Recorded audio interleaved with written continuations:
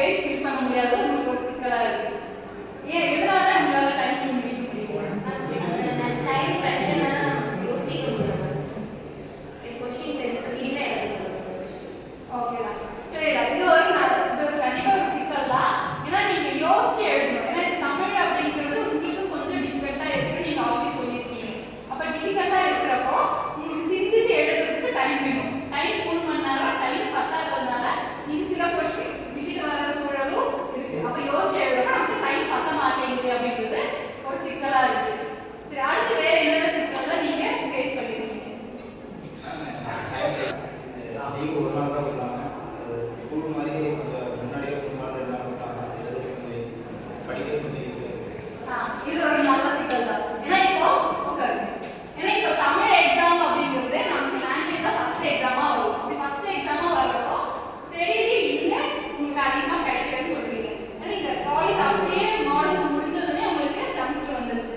அப்படி இருக்கிறப்போ உங்களுக்கு லீவ் எக்ஸ்ட்ரா பத்தல. லீவ் பத்தாததுனால உங்களுக்கு உட்கார்ந்து ப்ரிப்பேர் பண்றதுக்கு டைம் கம்மியா இருக்குது, உங்களுக்கு ஒரு டிஃபிகல்ட்டா இருக்கு. சரி, அடுத்து வேற என்னென்ன பிரச்சனைகள் உங்களுக்கு இருக்கு?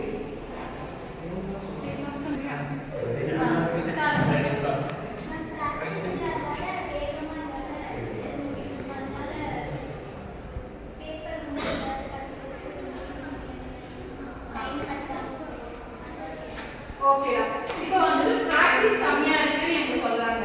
ஏன்னா நீங்க எல்லா எக்ஸாம் எல்லா சப்ஜெக்ட் மேக்ஸிமம் எல்லாமே இங்கிலீஷ் இருக்கிறதுனால தமிழ் சப்ஜெக்ட் மட்டும் தான் நீங்க தமிழ்ல எழுதுறீங்க. அதனால தமிழ் உங்களுக்கு பிராக்டிஸே கிடையாது. தமிழ் நோட்ஸ் எழுதினா மட்டும்தான் தமிழ்ல பிராக்டிஸ். மற்றபடி பிராக்டிஸ் இல்லாததுனால எழுதுறதுக்கான வேகம் வர மாட்டேங்குது. அப்போ வேகம் வராததுனால ஸ்லோவா எழுத போறப்போ உங்களுக்கு டைம் பத்த மாட்டேங்குது. கடைசி வரைக்கும் உங்களால ஃபில் பண்ண முடியாம போயிடுது. இது ஒரு பெரிய சிக்கல் தான். வேற என்ன சிக்கல் இருக்கு? எழுத்து பிழைகள் அதிகமா இருக்கு. எழுதுறது கஷ்டமா இருக்குன்றது உங்களோட பாயிண்ட் தான் இருக்கு. அப்போ உங்களுக்கு எழுத்து பிழைகள் அதிகமா வருது அப்படின்றதுக்கான காரணம் என்னன்னா உங்களுக்கு பிராக்டிஸ் இல்லை. அப்ப அதுக்காக உங்களுக்கு நோட்ஸ் எல்லாம் எழுத சொல்றாங்க.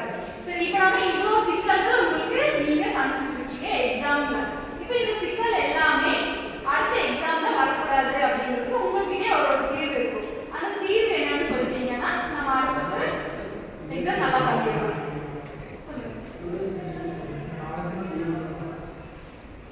இப்போ நீங்க செமஸ்டர் எக்ஸாம் நீங்க ஃபர்ஸ்ட் எக்ஸாம் எழுதிட்டீங்க. இப்போ இவ்வளோ சிக்கல்கள் எல்லாம் நீங்க ஃபேஸ் பண்ணிருக்கீங்கன்னு சொல்றீங்க. அப்ப இந்த மிஸ்டேக்ஸ் எல்லாம் அடுத்த செமஸ்டர் எழுதுறப்போ வராம இருக்கணும்னா நீங்க என்னெல்லாம் தீர்வு சொல்லலாம் அப்படின்றது உங்ககிட்ட தான் தெரியும். ஏன்னா நீங்க அதை ஃபேஸ் பண்றீங்க, என்ன பண்ணணும்னு உங்களுக்கு தெரியும். அப்போ என்னென்ன பண்ணா இந்த மிஸ்டேக்ஸ் வராம தடுக்கலாம் அப்படின்ற தீர்வை நீங்களே சொல்லுங்க.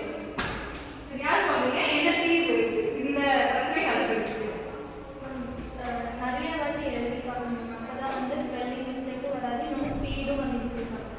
அப்படி இருக்கும்போது எக்ஸாம் டைம்ல நம்மளால வந்து டைம் மேனேஜ்மெண்ட் பண்ணிக்கலாம். இது ஒரு நல்ல தீர்வு தான். ஏன்னா நமக்கு பிராக்டிஸ் கம்மியா இருக்கிறதுனால தான் நம்ம எழுதுறதுல நமக்கு பிரச்சனை வரும். பிராக்டிஸ் கம்மியா இருக்கிறப்போ, ஏன்னா லாங்குவேஜ்ன்றப்போ தமிழ்ல ஏற்கனவே அதிகமாக தான் எழுதுற மாதிரி இருக்கும். அது நமக்கு பிராக்டிஸும் இல்லைன்னா எழுதுற ஸ்பீட் குறையும். ஸ்பீட் குறையிறதுனால நமக்கு அந்த பிரச்சனையை ஃபேஸ் பண்றோம். அப்ப நம்ம நிறைய நோட்ஸ் எழுதி பார்த்தா நமக்கு அந்த பிரச்சனையை நம்ம தீர்வு காணலாம் அப்படின்னு இவங்க சொல்றாங்க.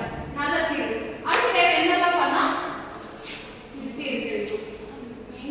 மற்ற சப்ஜெக்ட்ஸ் எல்லாம் நிறைய நாள் ஸ்டடி பண்ணிருக்கோமா, தமிழுக்கு கொஞ்சம் கஷ்டமா அதனால கொஞ்சம் ஸ்டடி. ஓகே, அப்ப நீங்க ஸ்டடி லீவ் சொல்றீங்க. ஏன்னா தமிழ்ல போர்ஷன்ஸும் அதிகமா இருக்கு. 5 யூனிட்ன்றப்ப கொஞ்சம் அதிகமா இருக்குன்னு நீங்க ஃபீல் பண்றீங்க. அப்ப அதை நீங்க புதுசா கம்ப்ளீட் பண்ணணும்னா உங்களுக்கு லீவ் கொஞ்சம் எக்ஸ்ட்ரா வேணும் அப்படின்னு நீங்க ஃபீல் பண்றீங்க. கொஞ்சம் ஸ்பேஸ் படிக்கிறதுக்கு கிடைச்சா நீங்க எல்லாத்தையும் கவர் பண்ணலாம், எக்ஸாம் நல்லா அட்டெண்ட் பண்ணலாம் அப்படின்னு நீங்க நினைக்கிறீங்க. இது உங்களுக்கு ஒரு நல்ல தீர்வு. அடுத்து வேற என்ன பண்ணா இந்த பிரச்சனை தவிர்க்கலாம்?